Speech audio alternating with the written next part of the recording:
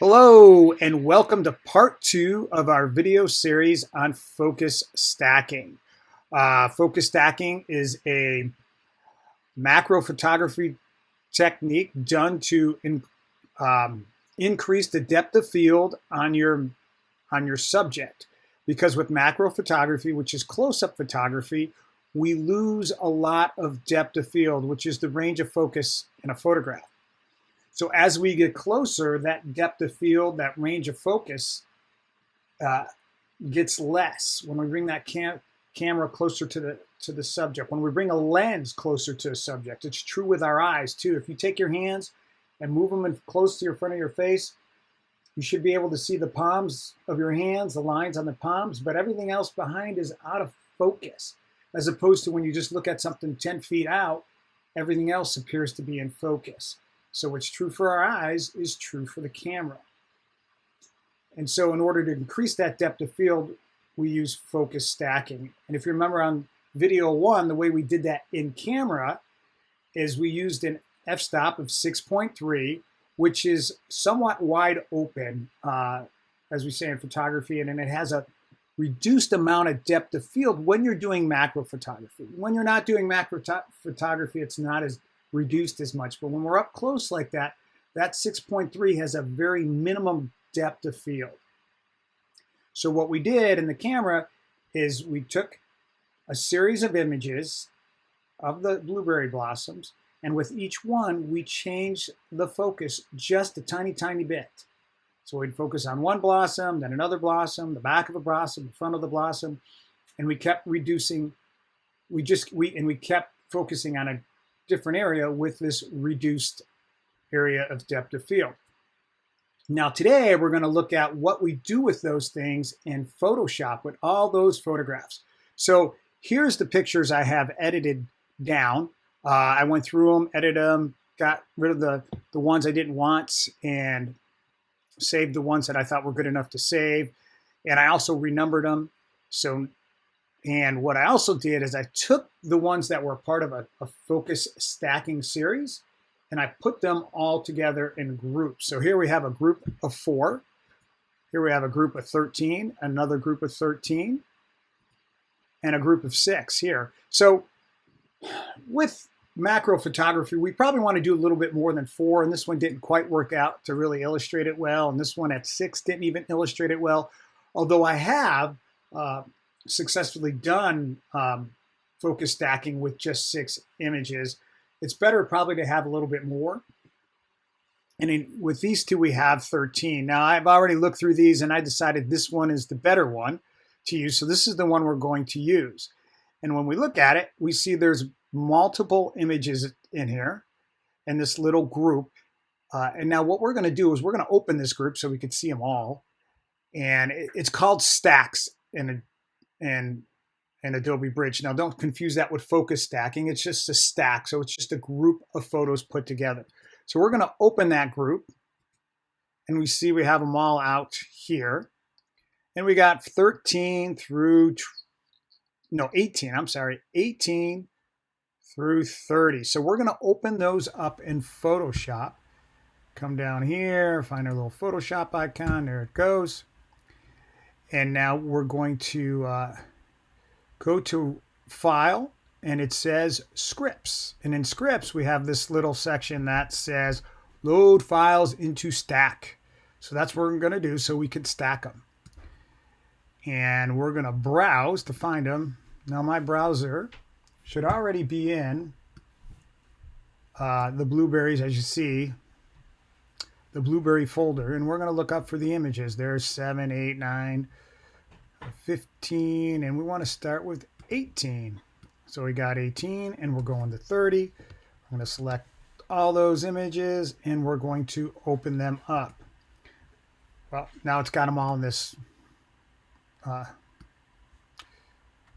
little window here. So we're going to select them all again. And it says here, attempt to automatically align source images. You want to check that box, because if there's any little movement, this will help get rid of that little movement, especially any kind of wind, as we discussed in the first video, is gonna be a little problematic. So we're gonna put attempt to automatically align all source images, and we're going to click OK. And they're going to pop up here on the screen. Now it's opening them up individually, and then it's going to combine them into one photo. So it's adding all the layers, as you can see here on the right. All these photos are popping up as layers, one at a time. And the photo, one individual image itself is 51.3 meg, but combined it's going to be over 700. So it's going to be a very large file. So now it's coming out with the photos, and it's doing a little bit final bit of processing there.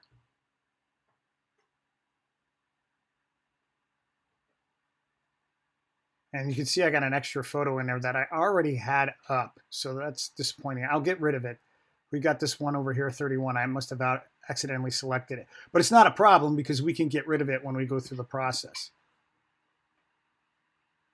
So we won't use that one. I'm going to click that off right now. But we look here, and as I click off each one of these, that image is going to change because it's only showing the top image. We're not seeing the bottom image, but we're going to make it see all the images at one time.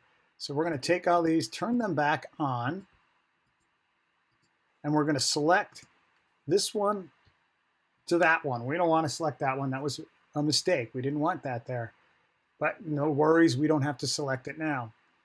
So we're going to go to Edit, and then it says Auto Blend Layer. So we'll click on that, and a little window pops up, and it's got stack images or panorama. Now, panorama is another technique we could also use for this, but we're not doing that. That's a great idea for another video. Mental note to self there. But for now, we're sticking with stack images. And we want to click this Seamless Tones and Colors. So since we're all ready to go and we're not doing that image over here, we don't have it selected, so we're going to hit OK. And now it's in action there. And what I'm going to do is see, we got the little chart coming over here, as I'm going to just pause the video here and come back to you later. And wow, thanks to the miracle of editing, here it is, all before your very eyes. You didn't have to wait like I did. So now we have a composite image here, and you can see how the depth of field is greatly enhanced throughout all these. They're all in focus now. If we look at this area right here, it created a layer mask for each image. And the dark areas, that area was not recorded in our new image. And the light areas is where it was. So we could go in here and turn off each layer. And as we do that, because only part of each layer is being used, it slowly dismantles our photograph, or our image, I should say. And now we only have one left. And this one actually is used, actually quite a bit of this final layer is being used because it's being used to create the background here. So you can see that the layer mask is blocking off all this area, but you can see this area is not. And so that shows up as white here, as well as some of these little areas in here. If I take that one off and put this one on, you can see very little of image 18 is being used. But you can see this little spike here on the side. You can see the little white area over here. So we're going to put all these back together for our final image. And now, and we can also put this layer on too, but it doesn't do any good. It's because it's hidden, but we're going to leave that off. Now what we want to do is we're going to compare this, because the other way, there is another way to get greater depth of field on a macro image, and that is just by stopping down your aperture to an f-stop of like f22. And if you remember in the first video, part 1, I mentioned that, and I did take a photograph using f22. And so I'm going to go back here to Adobe Bridge, which is right back here. And we're going to look up that image, which is right here. And you can see it says f22 in our metadata. And I'm going to open that up. So we're going to take this, put it in here, and we're going to compare it. See how that background is really in focus? There's a lot of the flower in focus, but here we have all that. So you can see how that's a much better image because you don't have all that distracting background. This is called the bokeh effect when you have an out of focus background.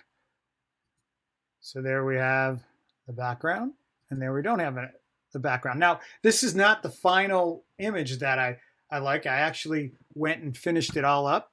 So we'll go over here and we look in this folder. It says completed under the blueberries. I'm going to open up the final image here. And this is the final one. So if you look at the original composite, this is really hot. It's where this one doesn't have that. It doesn't have that. It looks really good. But because this was all shot in RAW and we have all these multiple images, I was able to pull the detail out when I did my final processing to this. And I added the warm morning feel, because if you remember, I shot these in the morning and the light was a little bit warmer than what comes out without any color correction out of the camera. So, but this, as you can see, is my final image. And I also made it tighter. I cropped it in. When I like to do my photography, I like to crop frame right how I want it when I'm taking pictures, whatever I'm normally photographing. And sometimes that doesn't always work. So I have to do some cropping in the on the computer. But if you look at my website, probably 90% of the photographs on that website are not cropped. But when I do macro photography, it's a little bit more difficult to frame to get your final crop when you're taking the photograph, because macro photography, if you move that camera like a quarter of an inch, it dramatically changes your composition. Then you got to readjust your camera, and it's a bit difficult. So I would suggest when you're doing macro photography, don't get fussy about getting that exact crop. Just leave room to make it later when you do your post-production on the computer. So there you have it. There's your final image. If you remember, this is what we started with. I'm going to open up just one of these. I have to go back to the first one here, and we'll open this one. And we'll get that. Look, we'll add the original, one of the original images, no composition, no composite here. So this is one shot without the composite, and there's the composite. So that's what you can do with focus stacking. The only area in focus here is probably these few flowers. The rest of this is not in focus. And the final product here with the focus stacking is that. A little bit of cropping, a little bit of Photoshop work. So, and there you have it. So don't forget to visit the website, the visualverse.thecreationspeaks.com, visualverse.thecreationspeaks.com, and I look forward to well, if you go there, you can see the daily devotions, the daily photos of the day, the verses, the Bible verses, and the devotion, and you could sign up to get those 6 days a week or 3 days a week if you like, just not to have your email get full. But I'd love to have you do that. And again, the website is visualverse.thecreationspeaks.com.